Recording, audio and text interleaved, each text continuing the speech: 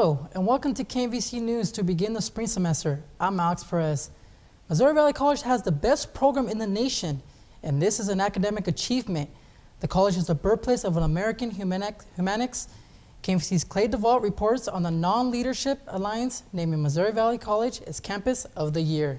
After finishing second to Arizona State last year, Missouri Valley College's Nonprofit Leadership Alliance was recently awarded the Campus of the Year award. MVC's Executive Director of Nonprofit Leadership Alliance, Heather Troth, says winning the award for Missouri Valley College is a culmination of many years of hard work, a testament to the great alumni we have here at MVC, and the great partners we have in our community that give our students an opportunity to demonstrate their knowledge in the nonprofit field.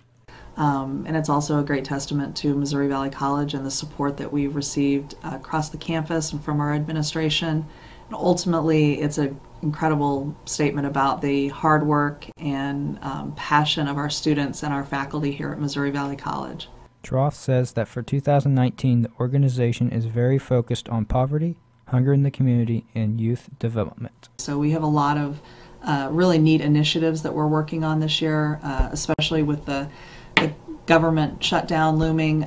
We may see a significant portion of our Marshall community that may be affected by this, and so we're working with several organizations in our community and with our H.R. Bartle Center for Community Engagement to try to address those problems. To help combat the issue of hunger in the community, the Nonprofit Leadership Alliance is working on a system to help redistribute food back into the community, and they're also working with the public schools and Missouri Valley Community Action to set up food pantries across the Marshall community. Clay DeVault, KMVC News. Charles says that about 50 schools were in the running for this particular award, and the Valley has been a finalist for this award for 4 of the last 7 or 8 years. Charles says that this selection process is based on 4 criteria: academic curriculum, relationships with organizations with the non-profit sector, recruiting, and the interactions of students and different things that they do and the impact they have in the community. Missouri Valley is also home of the nation's best cheerleading squad from 2018. As KMVC's TJ Barnes reports, the team is getting ready to defend its title.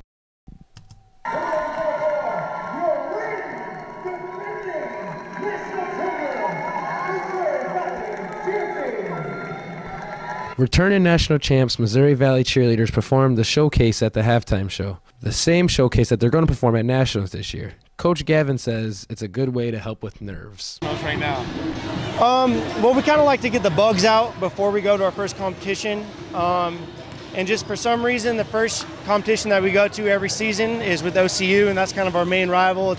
They got the best skill and just the overall collegiate presence. And we see them at MOBAP, and so we kind of like to get our bugs out and just get their nerves chill before they go to competition. A lot of the cheerleaders are really excited to do this performance. Cheerleader Kendrick Rivera says they've been building this bond since December, and they can't wait to perform. You know, the only thing I can really say, it's balls to the wall. There's a lot of stuff going on. It's going to be really exciting. I hope the fans like it. The Vikings' first competition is Friday, January 18th. TJ Barnes, KMVC News. Missouri Valley finished second in the Missouri Baptist Invitational, and that the TJ noted was on the 18th. And the next competition is at Baker Invite on February 1st. More than 40 teams and 400 wrestlers packed the Burns Gym at Missouri Valley hosted the Viking Invitational. And as KMVC's TJ Barnes reports, the tournament is a who's who in NAI wrestling. Missouri Valley College hosted their Valley Invite on Friday, January 18th and Saturday, January 19th.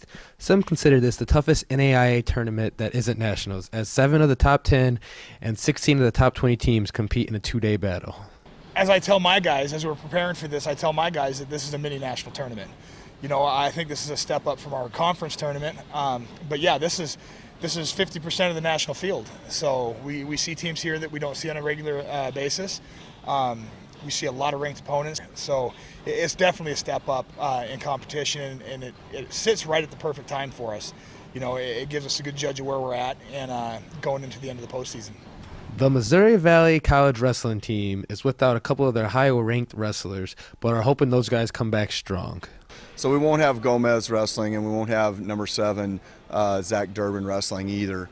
Both of them, Jesse's just had stomach flu this last week. He just isn't ready to wrestle, not enough energy. And Zach's coming off an injury from national duels.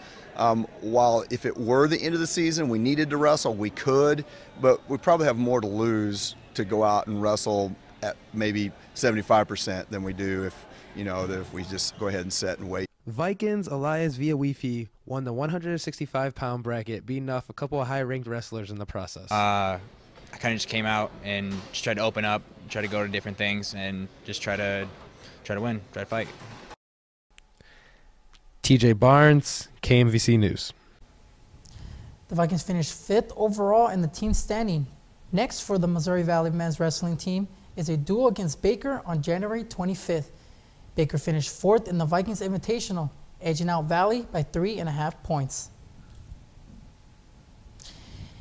The Missouri Valley College Dance Company is preparing for its first concert of the spring semester, as KMVC's Santiago Salazar reports on how students are busy creating dance pieces with the help of a guest artist.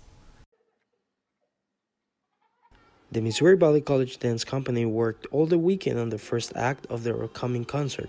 The first act is made out of 4 dance pieces. One of the pieces is choreographed by guest artist Christina Snyder, who worked over the weekend with the dancers to create the piece. Janie Morgan, professor of dance, said that it was an exhausting weekend, but that she knows the dancers had a great time. The opportunity for the students to work with a guest artist is really important and valuable because every artist works from a different perspective.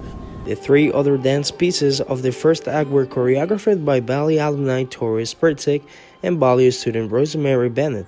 Morgan mentioned that these are individual pieces that have a story within themselves but don't flow from one to the next. Also, dancers will perform in a full-hour rock ballad called Brave that has been choreographed by Morgan and that tells a sad and powerful story. And it follows the story of a girl. She's ultimately contemplating suicide, and so we see flashbacks of her life and what brought her to this moment, and whether she will choose to do that or not. For Morgan, the expectations for the concert are really high, as she believes that both acts are very open for the interpretation of the audience, so she is anxious to share it and see how they respond. Santiago Salazar, KMVC News. The concert will be taking place at the Eckerson Maybe Theater on February 7th, 8th, and 10th. A theater prompt from the Kennedy Center American College Theater Festival was demonstrated on January 19th at Missouri Valley College to communicate with the audience while acting. This is my hallway! This ain't your hallway! This is my hallway! Oh, this is my hallway! They call it Entrance Without Papers is Forbidden, a devised theater project that was sent out to schools across the nation to perform a play involving interactions with live audience. Harold Heineck, an associate professor of theater at Valley, says the project is a quotation that the company did such a good job in creating such an idea. They really sort of broke it down into meaning, and they started to come up with then the implications of the quotation, and they started to figure out, now how do we communicate our thinking about this, because they had several different ideas. Theater performer Michaela Rogers says it took the group a while to find an idea, but she also said they used the piece in a way to help them be more creative.